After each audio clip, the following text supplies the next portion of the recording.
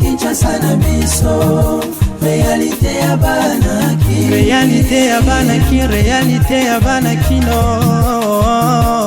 Sommet Union européenne, Union africaine, 6e sommet et forum Mokola na Bruxelles, na capitale du Royaume de Belgique, Bisika wapi.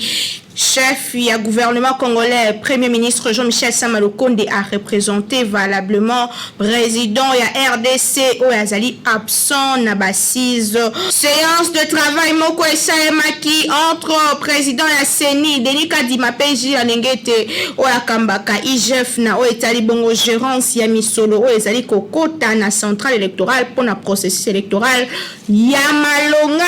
Premier vice-président et Assemblée nationale, honorable Jean-Marc Kabound, a Komeli Birombo Sokotalisa, refus à demande nae de sortir Wuta Pesa Bango Mokonalelo, Azali nanu ya kobimate, tope nanu banzimi abimate, alobela ki yango na communiqué moko o ezalaki publié mokola lobi, ba détail tout de suite na du service lelo, on ezali sengo mingi ya ko présenter les bino.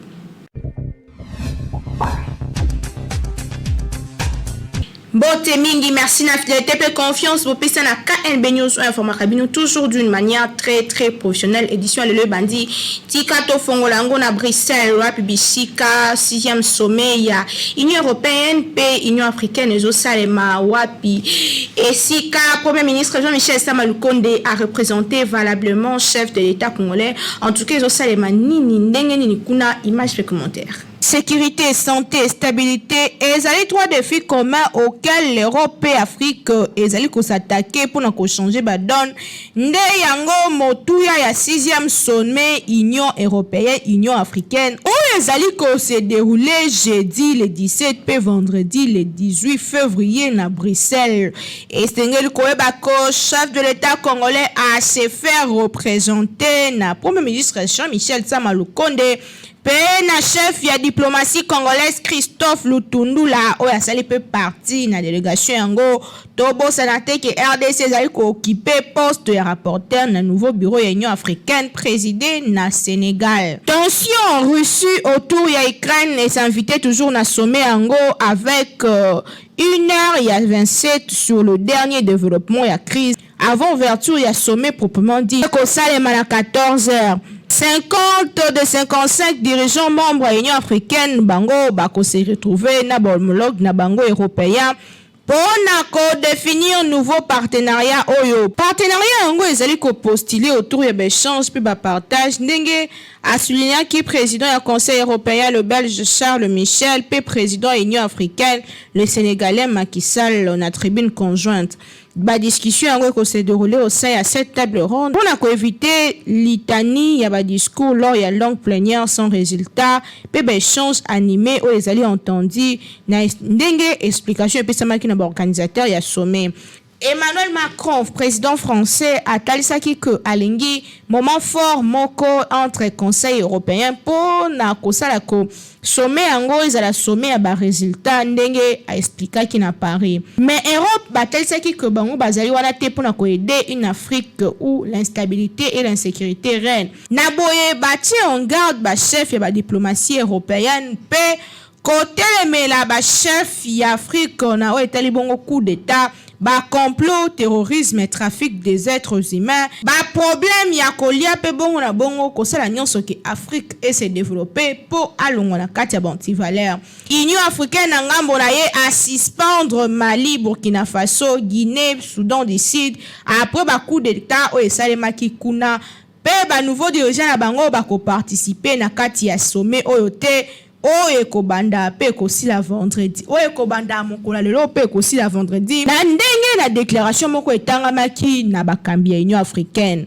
Kasi bokutani yango ezali bokutani moko très riche pour na Afrique pe na Europe o ezali ko souffler nouveau ère ya partenariat entre les deux continents pe les sous le kambeta libongo développement. Donc ba chef d'état africain belé ba kutani wana mais kasi président RDC a se faire représenter yon se ko salema lelo pe lobby na Bruxelles capitale ya royaume de Belgique. Kinshasa et l'équipe partout Échange de vœux na commandant suprême officier militaire ya la police nationale congolaise pe ya force armée ya démocratique du Congo FARDC basololi lelo ezalaki autour d'un dîner bisika wapi bakutanaki na chef de l'état na cité Union africaine masolo mwa mingi ebetamaki kuna tozongola bino mikolo ezali koya na ba force de taille tobi on ebandeli que Denis Kadima kutanaki na ji alenge ete bisika basololaki na likambo etali financement ya seni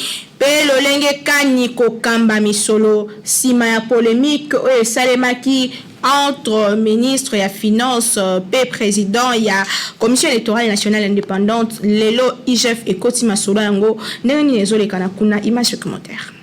Séance de travail moko esalemaki mokolo ya lobi eleki wa bisika monsieur Denis Kadima président ya centrale électorale ayambaki monsieur Gilles Alengete oyo azali bongo mokambi inspection générale de finances. Ba modalité pratique d'encadrement et d'accompagnement à la commission électorale nationale indépendante par l'inspection générale de finances IGF na mokuse ndezaki au centre ya séance de travail yango oyo ezalaki entre président Denis Kadima ya centrale électorale pe Jules Alengete inspecteur de finances chef ya service yango esalemaki mokolo ya mercredi 16 février 2022 objectif ya ko garantir bonne gouvernance des ressources financières allouées na institution d'appui à la démocratie. Gilles Alengete atalisaki que bayataki kozwa séance de travail autour de la modalité pendenge makambo esengeli kumbama. Selon ye bonne compréhension mutuelle ezali ko régner na kati ya déroulement ya mission yango entre IGFP na CENI. Au regard de l'actualité brillante, président Denis Kadima a retiré rapidement demande naye ya kozala accompagner pe ko maintenir bit na bon ya ko garantir transparente na ba opération financière nyonso ya CENI et ko sala alobi boye compréhension esengeli ezala entre bango pe inspection générale de finances ezala pembeni pour que lobi ba pakola e mabete koloba ke mbongo boye bungaki to pe mosusu. Na occasion yango Gilles Alengete a rappelé que loi portant organisation ya CENI o ezali ko prévoir que na fin ya ba cycle électoral nyonso na cour de compte et procédaka na audit interne pour na ko sala rapport na parlement pe na président de la république. Mais il faut qu'on signale que bonne gouvernance, il y a des ressources financières, ils allaient mises à disposition, il y a gouvernement, enfin. On a organisé l'élection, il y a kitoko, bureau à saigner et souligner que Azali n'a pas koyamba accompagnement yango. Oye ko bana moko lelo jeudi 17 février 2022. Kasito rappelé que nyonso oyo ezongi na makambo ezalaki polémique sur montant ya ba voiture. Oye sengela ki ba somba pona bandeko ya CENI. Ministre ya finance Nicolas Kazadi atalisi que mbongo tope mosolo oyo sinyasengaki ezalaki ebele koleka oyo tope prix normal ya ba véhicule yango kasi polémique yango esali ke IGF a s'invité na débat pour kakata masolo alobi azoko talela ko jimbele kasi mingi confiance ezali pe respect mutuel entre les deux services, commission électorale nationale indépendante et ezala totalement indépendante pe lisusu IGF o ezali bongo vigile ya mboka na biso pona hotala mametali finance affaire ango etikali à suivre Kinshasa et l'équipe partout. La communiqué moko ezalaki rendu public mokolo ya mercredi 16 février 2022. Premier vice-président de l'Assemblée nationale honorable Jean-Marc Kabound a télémelaki topé aboyaki problème o ezali ko lobama likolo ya évacuation sanitaire na ye alors que ça va problème de santé nini penza etindaki a pesa mukanda na biromboso image fait commentaire. Premier vice-président de l'Assemblée nationale, Jean-Marc Kabound a l'obaki na correspondance moko ezalaki publié le 16 février 2022 adressé à Christophe Mboso Kodia pour rappeler demande d'autorisation à sortir dans Mboka pour un soins de santé appropriés. Ancien président Aïe Dopes a souligné que depuis début à mois de janvier année Oyo a formé la demande naie kasi nanu kaka ba signé yango te na kati na loba yango Elia Kinshasa indiquaki que azali na ba problème de santé surtout genou na ye ezali kotungisa ye esengelaki se déplacer na Grande-Bretagne suite ya traumatisme sibi na genou na ye gauche asikino lelo oyo ayebi te pourquoi nanu mokanda na ye ezala signé te alors que azali élu du peuple pe kino lelo oyo toujours premier vice-président de l'Assemblée nationale atalisaki que refus yango ezali koporter atteinte na droit na ye à circuler librement oyo ezali garanti na constitution ya république na article 30 alinéa 1 oyo ezali kotalisa que azali na droit ya kotambola pe kokende sika alingi. Par ailleurs, Jean-Marc Kaboun a affirmé que mesure mon côté soit na bureau Assemblée nationale soit na autorité et zomaka pona koporter atteinte na liberté na ya circulation et tant que député national. Na boye Jean-Marc Kaboun a signalé na Christophe Mboso que le feu ya kobo ya courtoyer autorisation de sortie jusqu'à présent malgré rapport médical na ye o ezali déjà na portée na bango et ezali bongo violation délibérée ya règlement intérieur ya chambre basse ya parlement na article 109 alinéa 5 o ezali annoncé que ya kozala évacué pour na problème ya soins de santé pe ye na bana na ye to na mwasi na ye bazali na facilité ya kobima ndenge balingi pona kozwa ba soins de santé koboyela ye sorti na ye ezali vraiment malamu te. To rappeler que entre Jean-Marc Kaboun pe Union Sacrée de la Nation wa Pibisika Christophe Mboso président de l'Assemblée nationale ba relation na bango Ruta premier vice-président de l'Assemblée nationale Jean-Marc Kaboun a annoncé sa démission na Twitter le mois dernier ezali vraiment kitoko te sikoyo azali na posa ya kobima pe atindaki lettre na ye azali ko insister que azali na droit ya ko se déplacer pour cause de soins de santé affaire yango etikali à suivre population pe ezali ko tala pe ezali ko jimbele Kinshasa et l'équipe partout. Ba négociateur pe bandeko batindamaki pona koluka kimia pe kosenga ba rebelle ba déposer minduki ba kangamaki na ba rebelle Codeco kasi selon ba source sur place bandeko wana bazali en bonne santé pe ba négociation ezali kokoba pour que ba relâcher bango gouvernement militaire o ezali sur place basengaki que population ezana kimia po nyonso ezali sous contrôle ya ba mapinga ya République démocratique du Congo. Extrait de bombardement de l'armée par les miliciens de la coopération pour le développement au Congo, Codeco, mercredi 16 février 2022. Bataille Sibiso que 6 membres de la Task Force pour la paix et réconciliation, reconstruction de la province de l'Ituri, bazali bel et bien en forme, paix ba négociation pour la libération de bango ezali ko avancer kitoko. Ndenge monsieur Pichu Irubi, membre de la structure a communiqué mokolo ya lelo jeudi 17 février 2022. Kasi selon ye délégation ya ba négociateur o ba serondaki na Bambu na cadre ya mission o ezalaki confié na chef de l'État à l'occasion bamenaki ba activité tout d'abord ba serondaki na Kubu bona ko palper du doigt réalité o ezali bongo ko salema sur terrain pe kotala ndenge nini makambo ezali kotambola sima na bango kozala interpellé pe kozala séquestré na barobal ya ba Codeco selon même source o basitaki ba miliciens Codeco na suite ya bombardement o esalemaki mokolo ya lobby eleki à l'exception ya porte-parole pe des journalistes o bazalaki na équipe yango bango nyonso batiamaki pembeni pe bazali en bonne santé. Formation o bazui sur terrain bandeko oyo bakendaki mission bazali bien bango bazali bongo kosenga population congolaise en général pe Ituri en particulier bazala na kimia po ba démarche pona kozwa bango enregistrement moko sonore non identifié porte-parole ya ba rebelle Codeco exaki fin ya état de siège pe libération et ba combattants sont prisonniers na Bunia Kinshasa to pe na Aye pona ko obtenir libération ya ba négociateur oyo batindamaki pona kosenga bango batika manduki kasi lobby eleki porte-parole ya armée pe asalaki moko ya maloba kosenga na bango basala ke ba makasi po armée congolaise ezali déterminée à causer sa guerre na partie est démocratique du Congo. Kinshasa et l'équipe partout.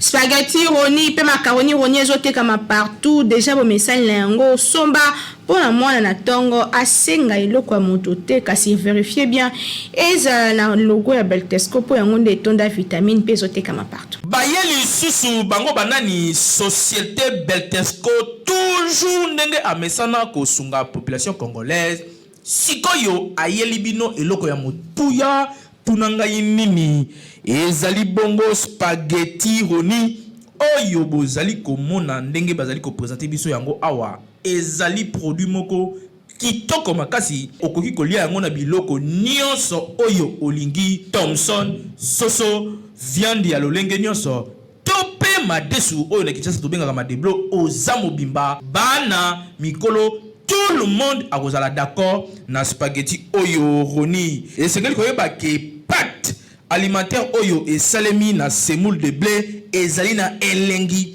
pe guna ndenge ya kosakana te kasi babosani bino te baye nyonso oyo pe baza batu ya ba nostalgie balela ba macaroni Beltesco acheli bino pe lisusu macaroni roni yango pe lisusu ndenge moko gu ya ndenge ya kosakana te elamba makaka ndenge moko mwa ya muke ya moto etoki oche yango na kati quelques minutes après ebeli bana ya classe ba papa na tongo va kende musala yo pe mama soko ngo kende marché okoki ko beta yango repas moko ya 5 minutes et sangisi libota mobimba pe bozali calé na journée bokoya ko lia kaka na pokwa vérifiez toujours logo ya Beltesco tango ozali kosomba po ba mwifi na Kinshasa bazali ebele po yango de ezali ba produit ya qualité supérieure oyo Beltesco a chelibino na marché to offrir bino produit kitoko o babengi spaghetti roni ezali pâte alimentaire à la semoule de blé. Pâte alimentaire à la semoule de blé oyo ezali kaka spaghetti roni oyo esengeli ko lesama na mabota na biso maman responsable papa responsable ba étudiant ba coopérant spaghetti ezali kaka moko ezali spaghetti roni oyo ezali la qualité supérieure oyo spaghetti oyo baleka ngo partout to zali na produit mususu babengi ya kitoko makasi babengi macaroni ya Beltesco en tout cas ngala benga ngo kima kinkaka ezala habitude ya consommation na bino mikolo nyonso ya kolia macaroni roni na spaghetti roni po ezali biloko oyo ezali kotonga nzoto ezali kopesa biso nzoto makasi po toyeba ko vivre longtemps na mokili ezali cadeau signé Beltesco mwana mama yebela pona kolia biloko ya qualité il faut toujours Beltesco po yende akanga Kinshasa République démocratique du Congo mobimba uta batango ebele autre bakité Tolobi Kinshasa et l'équipe partout.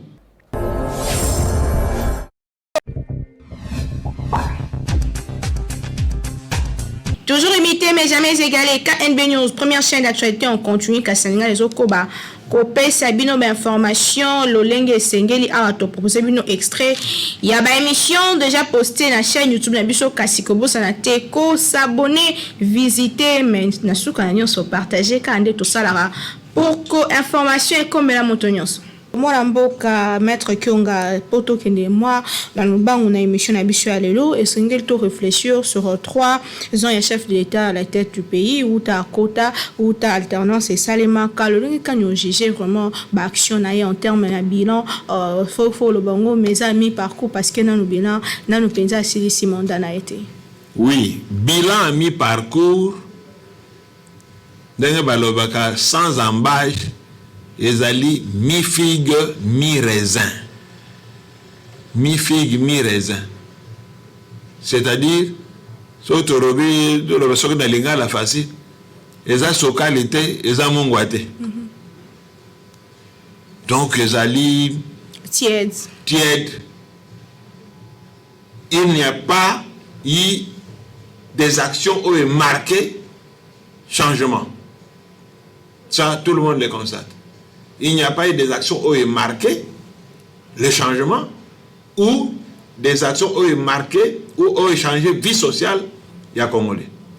Parce que la population est là quoi lukaka ezali une vie sociale na yé. La population a besoin de débat la mission politique débat sur nini. La population veut voir des actions concrètes. Or en termes d'actions concrètes et là comment que ça il y a eu lancement, il y a beaucoup de projets. Mais matérialisation nango est alité. Nango kotang.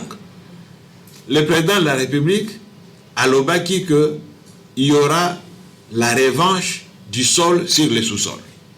Donc, tous os sous-entendre l'agriculture. Wapi, revanche yango, revanche égalité. Dans ce sens que, agriculture nabiso, et s'accroître nangote en termes de production.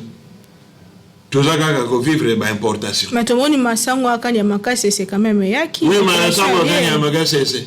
Batuboni baliango, une goutte d'eau dans la mer. Il faut commencer quelque part. N'est-ce pas un pas? C'est un pas mineur. Mais au moins il ne camboie pas. Sauf qu'il y a un lobby que un pas. Et ça, le là, aux yeux, les bangas à Sokali, au tien à cantine, il y a ti. Cantine, il y a 10 litres à ti, au tien les bangas à Sokali. Sauf que moi, l'ité, one boyo est à secret. Boya maï maï. Mais secret, quoi? Ça veut dire quoi? Ça veut dire que ce n'est pas Kanyamaka Sesende laisse à Congo. C'est impossible. Aujourd'hui, on estime la population à 100 millions d'habitants. Kanyamaka Sesende peut nourrir 100 millions d'habitants? Non. Kanyamaka Sesende ne peut même pas nourrir Kinshasa. La preuve. Tango Balobi m'a sangu à 18 000 francs. Mais Batoubo n'a Kinshasa, Bamoni attaque au monde de ma sangu. En tout cas, je pense que c'est 1% de la population qui ça. On a annoncé, oh, bah, je ma sangouna, na marché habitable. Vous allez là-bas et ça t'est.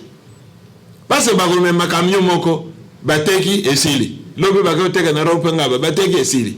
Est-ce que c'est comme ça qu'on peut nourrir une population? Mais situation en agriculture,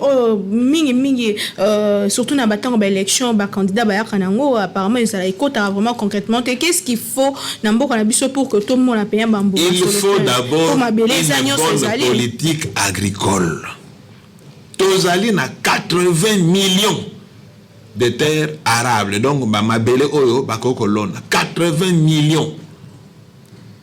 Mais alors, mais il faut une bonne politique agricole. Les lots, le moniteur agricole, nani akipaka bango lisusu.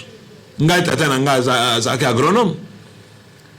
Mais à l'époque, le moniteur agricole bazaki partout nakati mboka. Ba agronome bazako landela, batu nakati intérieur, batu namboka, ndenge nini ko sala bilanga, ko pesa bango ba boutir oyo et botaka mingi. Les lots, les agronomes sont abandonnés, oubliés. Les moniteurs agricoles nana yebi bango ngana yebi tango bitoza bana mike presque chaque année l'État azako kabula ba vélo na ba moniteur agricole po baka ndeke na bamboka bazako pesa ba jeep na ba papa na biso ba jeep 4x4 po baka utakazama lelo nani yango apesi soso agronome mutuka nani apesi nani moniteur agricole vélo Tomoto, à côté pour la supervision, pour l'itinérance. Personne. Donc, on a négligé l'agriculteur et autre chose. Les routes d'intérêt national, les routes agricoles, nani akipakango li susulelo. Tuna bamboka, bazako sa bilanga, bazako produit, mais bilongo soko pola namboka. Et soko pola, banzela évacuation ezalité parce que cantonnage manuel et koufanango banzela impossible même mitoko ezalaka ba dipine wana ezokoka okota na bamboka te. Vous avez même suivi il y a pas très longtemps masango ezopola na Bukanga Lonzo à quelques kilomètres de Kinshasa na Bukanga Lonzo masango ezali ebimi mais pour comme ça moyen ezalité. Alors avec une politique comme ça ndenge ni mboka ko bon.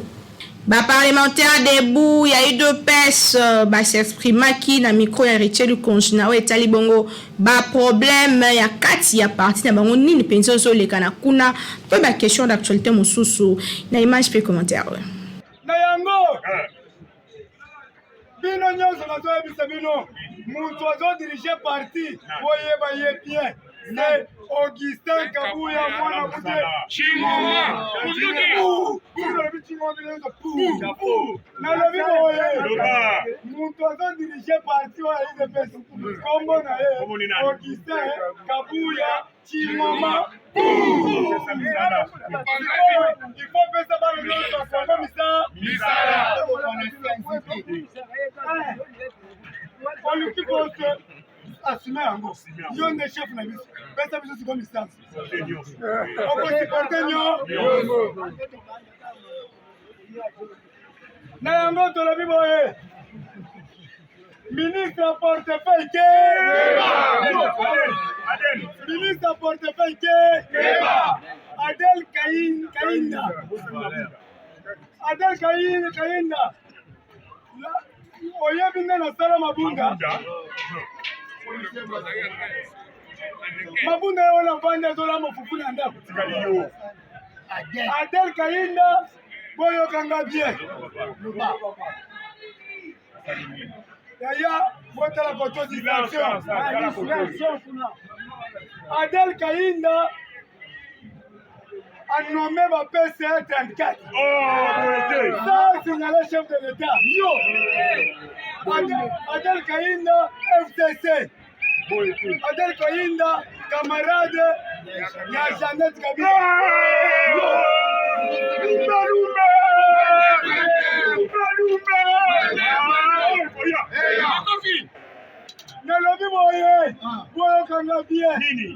Adel Kainda a nommé l'administrateur de la société Nyonso 34. Signalé le peuple d'abord.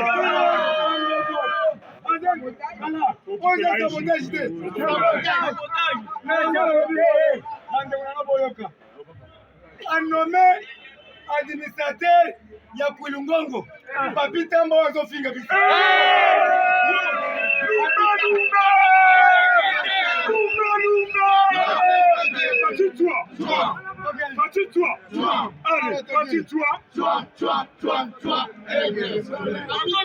Boyoka a nommé Papi Tamba 3 mois, 4 mois en boy. Papi Tamba doit toucher chaque fin du mois $5,000.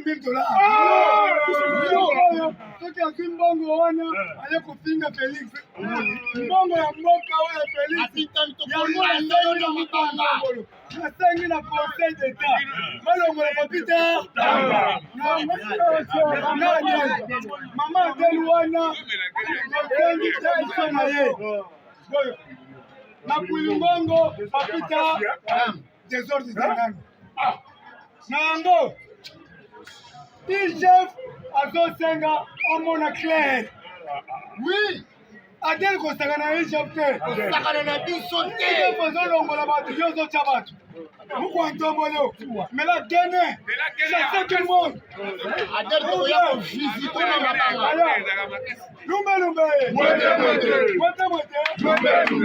Ango na popesa ordre dans 48 heures. De l'autre. Mais nous avons trouvé solution.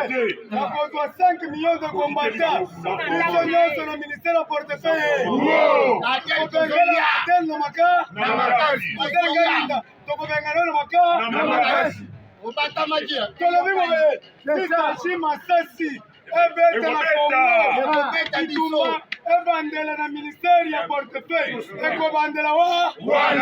Ezaki édition du 17 février 2022 ezaziki nsengo mingi ya koprésenter bino merci na équipe technique rédactionnelle na sima caméra PRG esimamaki na Timothée Kayembe Karanda kumbelaki réalisation mokona lelo coordination toujours ya grande ya communication Dimu Kendipe supervision ya héritier du conjoint na bino tokutani très prochainement na susi moko ya ko servir bino d'une manière très professionnelle nde mosala esalemaka awakimia ya bota na bino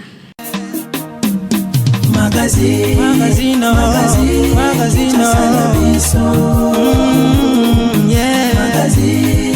Magazine Kinshasa na biso réalité ya banaki réalité ya banaki kino